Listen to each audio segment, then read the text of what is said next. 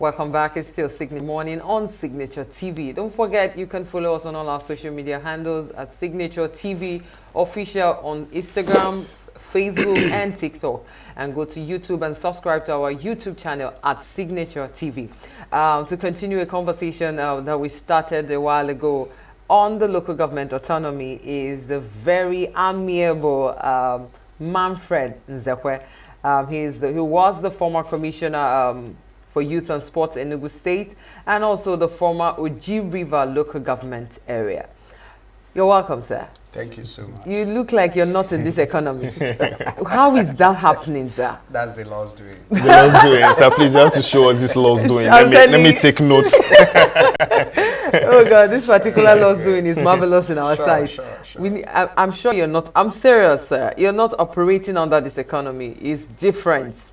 The smell, the aura you brought, the ambience you came with. Why? How? That's why I said it's the law's doing.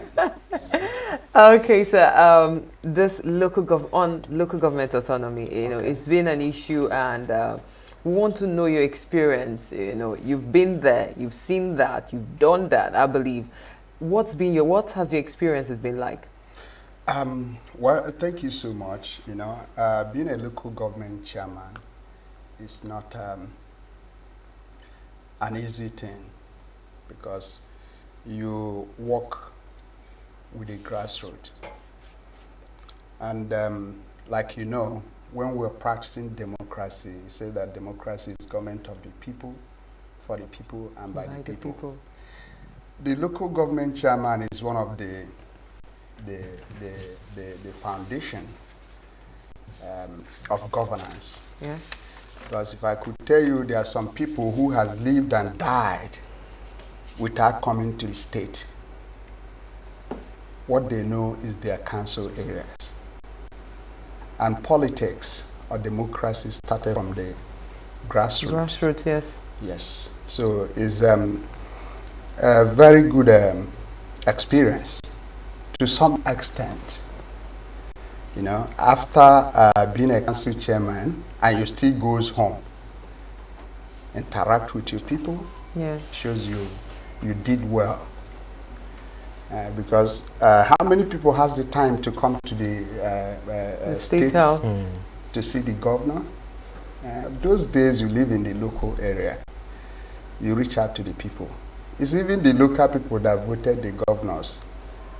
The local people, yes, those people that you administer, those people that you serve, they are the people that voted the governors, the president, the senators, House of Assembly members. Yes. So you see that politics starts from there. So in your opinion, you know, you've very well explained this, but in your opinion, how well does the current level of local government autonomy in Nigeria function? Before now, I don't think there's anything like autonomy in local government. Okay. One is that, let us first of all try to understand what autonomy means. The meaning of autonomy, when you say that somebody is autonomous. Yes. You know, yes. So that somebody is autonomous. Yes. Yes. You're free to do the things on your own. You're the God, small God that your people sees. Is that autonomy? Does it exist? Autonomy is when we practice bottom to top approach. But in a local government system, what you see is top to bottom approach, yes.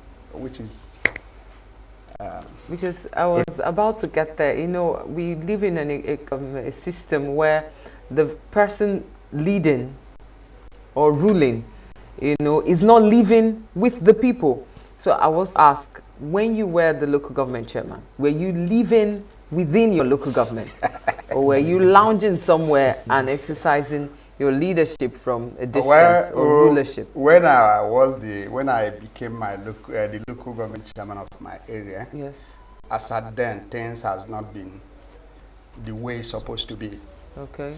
In 1999, I could say the local government was a bit autonomous. Okay. You know, a bit what makes them autonomous, then autonomy then is they have access to the resources. Without the resources, what are you going to be doing? Yes. You will just sit there. So once that autonomy access was taken away from local government, people don't find it funny to live in the area. Okay. So to ask, what was the mandate then? Like you said, they had the access to autonomy then. That was at 1999. 1999. Yes. So that period, the council chairman assessed their allocation. You know, we operate 3 tiers of government. Yes. The federal, state and the local government. Yes. And the allocation comes. There's nothing like jack or whatever control of the resources of the state by the local government by the state.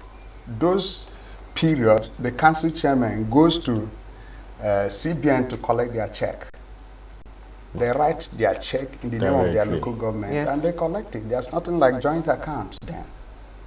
Okay. So they were able to, some of them were able to do something on ground. Some of them were able to, you know, look at the problems in their local area. Yeah, so that's my major question. I want to ask, so what's the major role of the local government chairman to the community? Like, what are their major roles? Well, major roles of the local government chairman, access roads. Okay. You know, then you don't farm in the state government. Apart from those, you know, most of the state government has local government that exists. Like this place we are is under Enugu East. Enugu East, yes. Yeah. You know, but mostly those in those rural areas, they have farmland. You create access road to the farm. You understand? Even pipe brown waters, all the things you need, all those facilities you needed living in the city are equally needed to be in the rural areas put in place in the rural areas. And the health. Have primary health cares. These are the primary schools. These are under jurisdiction of the local government council to look after them. State cannot come and begin to build those things. But the way they do it, they said doing joint project. So it should be sent into a joint account.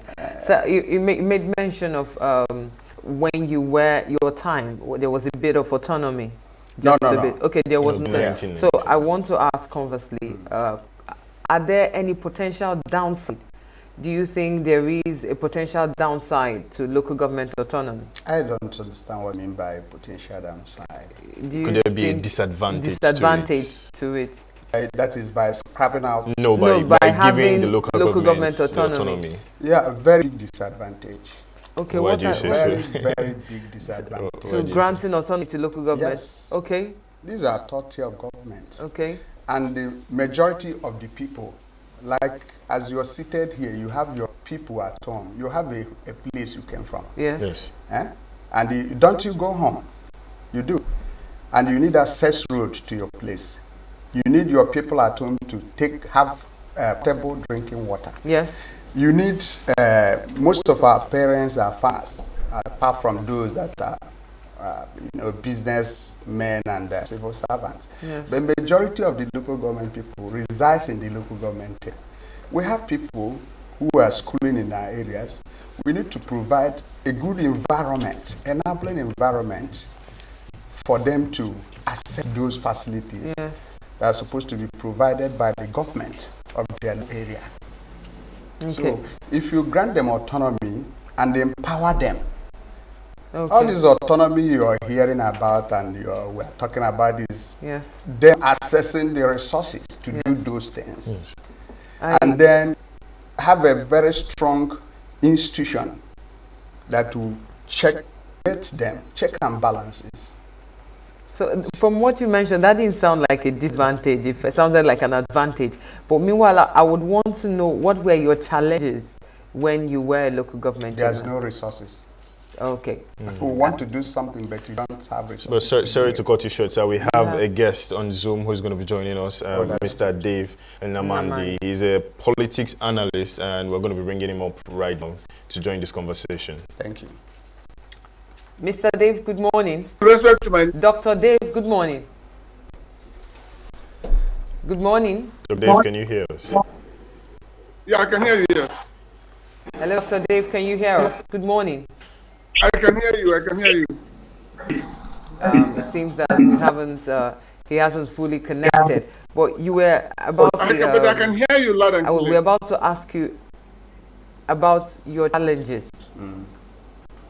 Like I said, the challenge then was not accessing funds to do what you want to do for your people. So that means having a local government autonomy would be advantageous. Would be advantageous for local government. Yes, very, very advantageous to local government. You know, being autonomy, so that the chairman will be held responsible if they don't perform. Okay. Okay. Okay. So we Dave have, I think Dr. Dave is back online. Good morning, Dr. Dave. Hello, good morning. Good morning, how are you? Yes, good morning, Dr. Dave Namani. You're welcome to the program. Good morning, how are you? Fine, Very sir. fine, sir. And you? Yes. I'm fine, thank you. Okay. So on this local government autonomy, we're asking, what do you think is the potential downside to granting local government more autonomy? Thank you very much for your question. One of the best things that the Supreme Court have done so far is granting autonomy to local government as far as financial autonomy is concerned. With financial autonomy, the money now goes straight to local government chairmen and their councillors. But like as I said, that these policies will become meaningless if the local government chairmen and their councillors are not living in their indigenous local governments. They have to be living in their different local government with their families, wife and children, and their children have to be attending primary school, secondary school, or universities where applicable in that environment. With that, you can be sure that security is checked, financial responsibility will be available, there will be accountability. I remember as a child growing up, the divisional officer of my local government was living in my place, and we were seeing the man as a role model. We were in the same class with his children and children of other people, senior local government officers. And in some occasions, the DO will come to the schools to come and see what is happening practically. The money that is coming into local government, they use it to buy things there in the local government. But the situation whereby you have now the local government chairman is living either in Lagos, Port Harcourt, or some even in London and America, not to talk of Lagos. Immediately after conducting local government election, the councillor gets his first salary. The first thing he does is to relocate to the state capital. So the money he gets hardly trickles down in the local government where the money is supposed to go. But if a situation whereby this money is spent, you can see the village woman benefiting from it. You can see the wine tapper benefiting from it. You can see the truck pusher benefiting from it. It will go a long way in addressing insecurity in the country. It will go a long way in addressing poverty. It will go a long way in salvaging food insecurity in the country. I want to give you an example. In some states like Kogi State, the local government there are overgrown weeds. The same thing applicable in Jigawa, the same thing applicable in Zamfara, the same thing applicable in almost most of the local governments. Prior to now, money comes to local governments, and at the end of the month, the money comes, the money is taken to either a chief's residence or emir's residence. The money are shared there, and that is it. You won't see the local government chairman again until the end of next month. But if in the present situation, since State Independent Electoral Commission is going to conduct the election, the governor of the state should have a transparent primary within his party. And when that transparent primary is done and the election is conducted and the chairman and the councillors emerge, there should be indigenous chairmen and not visiting chairmen. You don't have to live in a state capital or go and live in London or go and live in America or go and live in Lagos or live in Abuja and you are the chairman of a rural community. If you must be chairman of that community, you must be living with them to see their suffering and suffer with them. That is my position on that. If talking about this autonomy and the fact that local government should be granted autonomy, and that includes them having control over their budgets, what measures would be put in place? What measures would be necessary to ensure transparency in spending? Yes, this is a good, is a welcome development to grant local government autonomy, right? What measures could be put in place for accountability and transparency? What necessary measures? Okay. Thank you very much. First of all, EFCC will have a desk in each in each of the 774 local governments. The same thing with NFIU. The same thing they will have to have the Auditor General. The same thing they will have to have for Accountant General of each of the local governments. And then local government staff have to be working. In the present dispensation, they don't even go to work. If you come to local government, it's like a ghost town. So there is already a checks and balances in each of the local governments, but it is not being implemented. If now they have financial autonomy, all eyes will be on them. Eyes will not be on the president and the governors alone now. It will only be on the local government chairman and their councillors. By the time you have EFCC desk, you have NFIU desk, you have the AG, you have the auditor, all of them are there working, and then the community for where these local governments are located, they will have to be up and doing. They have to monitor the local government.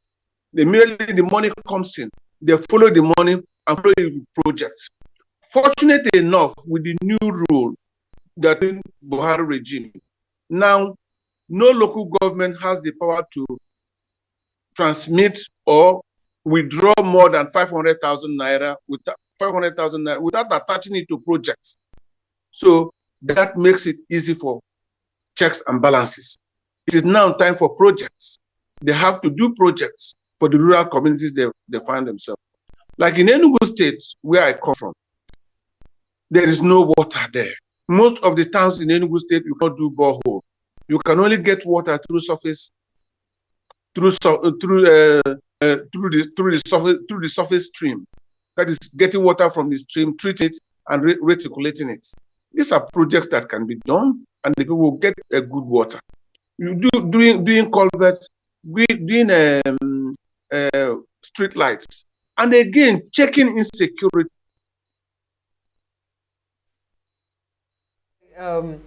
Dr. David Namani, whilst you're there, we have a guest in the studio with us, Manfred Nzekwe. Just a follow-up story, you've been there. Like I said before, you've been there, seen that, and done that. What are some existing mechanisms for holding local government accountable in Nigeria?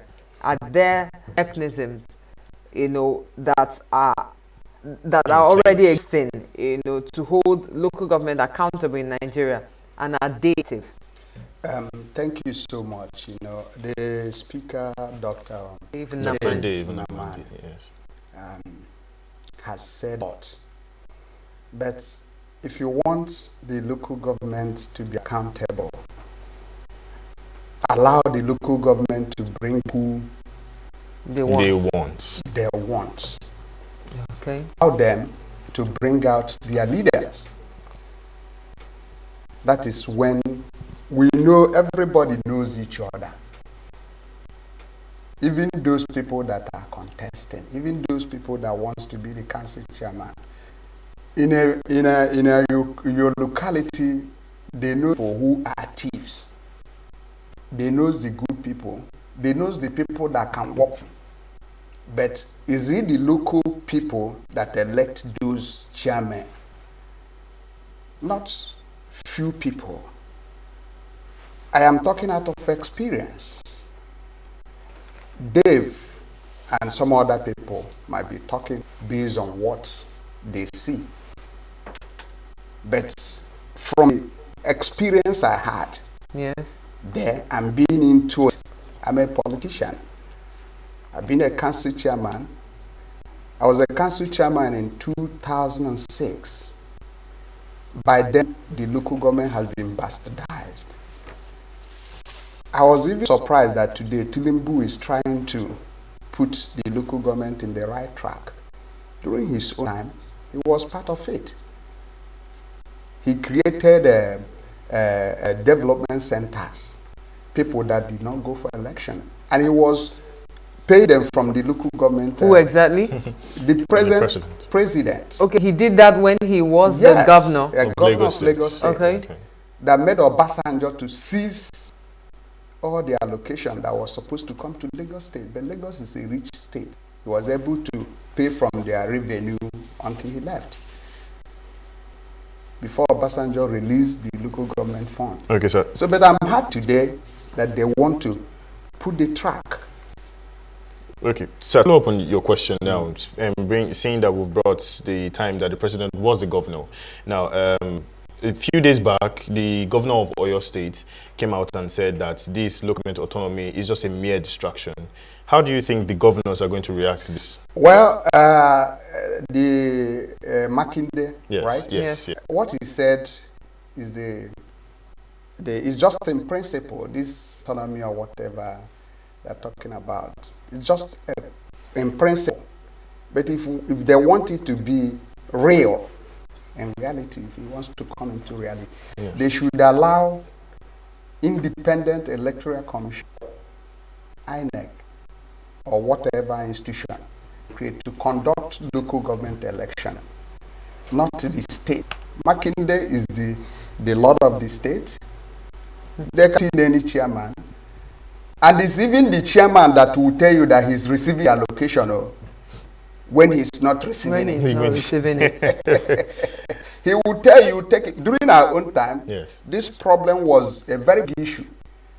That there was a committee formed by the National Assembly.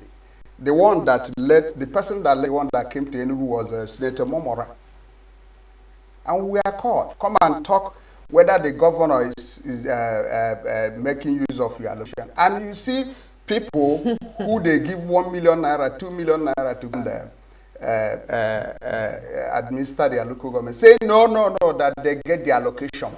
So would you describe that act as a cowardice act? The act of the act of the fact that they didn't get the allocation. Because one, it's not their people that put them. So that's what I'm saying. Would you describe the act as a cowardice act? It's not a cowardice act, if I should say. You lose your boss. Do they know, is it their people that put them? No, they are legends. Okay. Their loyalty goes to whoever that. So please hold your thoughts. We still have someone on Zoom. Dr. Dave Namani, are you still there with us? I believe you're there with us. I want to ask, how can access to information about local government activities and finances be improved for citizens? You know, now we are pushing for local government autonomy. How is it possible that citizens are all able to access information as regarding the local government? Thank you very much. We already have the Freedom of Information Bill on grounds. There is need to create awareness among the citizens to know their rights and their responsibilities. This job becomes that of the journalists, the information experts, and the general public. You see, one of the greatest problems of Nigeria is that we don't ask questions. And even when we ask questions, we don't seem to follow it up with actions. People should go to the local government with this autonomy and ask questions. Fortunately enough, during Okonjo-Iweala as Minister for Finance, she publishes finance to local government on a monthly basis.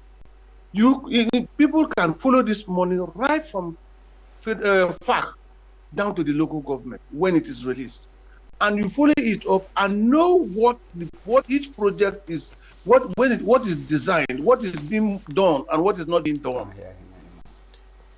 Our people are not conscious of themselves. They are not conscious of the environment.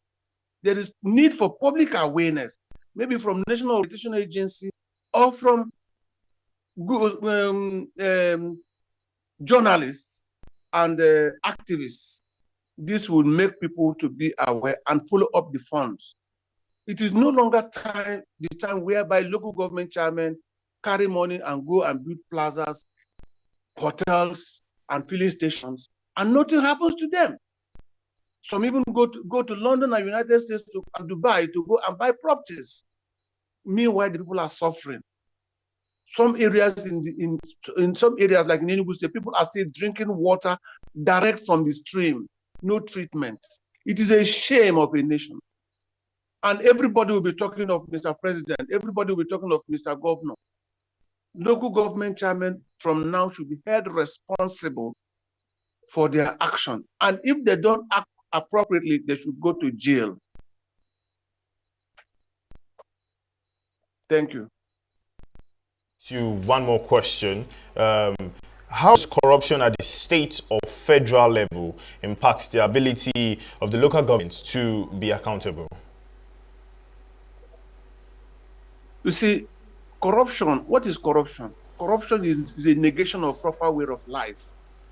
Corruption is everywhere. It's in the United States, it's in Britain, it's everywhere. It is on individual. My colleague there spoke that when election is transparent and people elect who they want to govern them, the corruption will be less. Man by nature is corrupt. So both federal government, state government, there are machineries of government to checkmate corruption. But if you elect responsible people, they will be able to man each of the local governments. And then let me add again, presently as it is, the law states that it is still the State Independent Electoral Commission that will be organizing the local government election. To make it easier is for the governor of the state, because he is the one who forms the State Independent Electoral Commission, is for the governor to use the machinery of his own political party, since we know that the party must sweep the whole votes. We just had Delta State on Saturday. All the local governments were won by PDP. We had an Adamawa State. All the local governments were won by PDP. That is a constitutional loophole. Since that constitutional amendment cannot be done without 2/3 of the 36 states of the Federation, what we advise the governors do a transparent primaries within your party. Since anybody who holds the party ticket becomes the automatic chairman. If you do transparent primaries, a good candidate will emerge. These other candidates from the party, if they are coming to contest, are just wasting their time and resources. The governors should do the needful and allow people's choice emerge from their political party. That will help to checkmate corruption. Thank you. Okay, Sir Dr. Dave Namani, how can citizen participation be encouraged in holding local government accountable? How can citizen participation be encouraged in holding government accountable?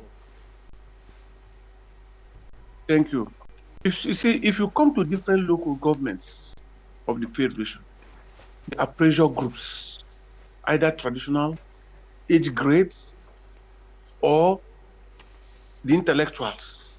They form themselves as pressure groups. In some local government, you have association of professors. In some local government, you have association of accountants. In some local government, you have association of political scientists. These people can be a forum to ask the local government chairman and his councillors question. And then, it is not only the local government chairman, the local government structure runs like the federal government. They have an equivalent of minister or what you call commissioners. And let me use an example like in my own local government. They nominate what they call supervisory councillors, supervisors from each of the wards. And these supervisors are supposed to be checkmating the works of the local government chairman. They do an equivalent of what the federal government do, their Federal Executive Council meeting. And it is in that Federal Executive Council meeting that they decide what they do. In each of the local government, before you nominate a supervisor, it should be from that council. That is the executive arm of government of the local government. Just like you have the councillors, which is the legislative arm of the local government. If the executive arm of the government, which is made up of supervisors and the chairman, are working in tandem, and they are nominated they are nominated and elected by people and appointed by the desires of the people, it will go a long way in checkmating corruption. But the most active people to checkmate corruption are the government agencies. Government has to try as much as possible to put ICPC, NFIU, and EFCC agents to different local governments. And again, try as much as possible to create security in different local governments so that most of the local government, so all the local governments can have banks in the local government. In example, in Enugu State, most of the local government, like my own local government, this is a local government, there is no bank. The local government chairman and his people will have to go all the way to Enugu or Nsukka before they do transaction. This does not give room for security. It does not even give room for transparency. People cannot access these services easily. So what I'm pleading with Thank you very much, Dr. Dave. We appreciate your input, and it was really lovely to have your input on this show. Thank you very much, sir. Coming back to you, Dr. Dave, we're very grateful for your input. Thank you so much. And coming back to you, Manfred Nzakwe, do you think, in tandem, in continuation with what he said, do you think technology can play a role in improving transparency and accountability at the local level? Introducing technology, knowing that our world is going digital, like he said. Well, that's okay. That can contribute in playing a very vital role. How so? But not entirely. That. One, we have to digitalize ourselves first. Okay. You got to digitalize yourself first. Digital cannot do everything for us. I've told you the problem we have when you allow people to choose their leaders. Actually, people might be saying, okay, what about those, or including myself, is it not my people that choose me?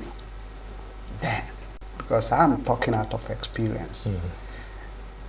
Like Dr. Dave said, strengthening the system, the institution, I talked about it, the institution that organizes those elections.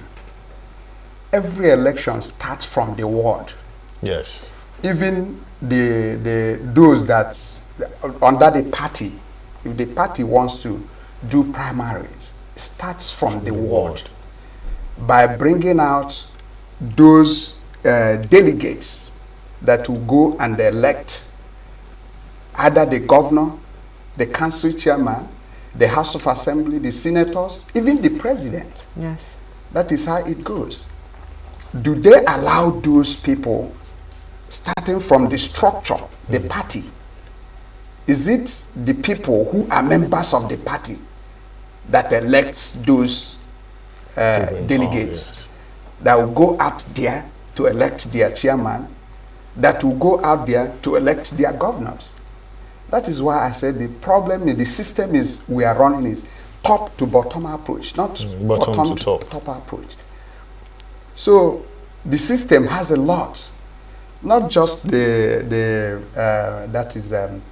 Supreme Court giving autonomy. Autonomy in principle, when the structure is not there. Yes. I've given you an example.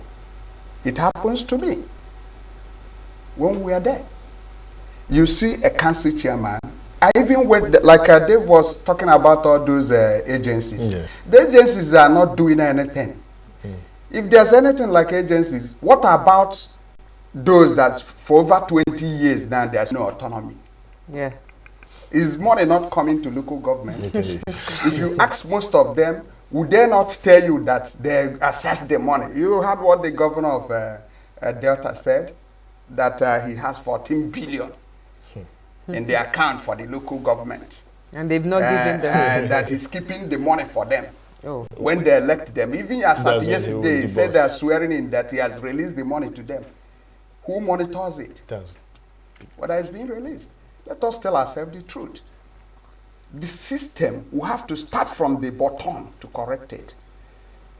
When those people that will elect somebody, like I'm a PDP man, there's other parties, you allow them to vie.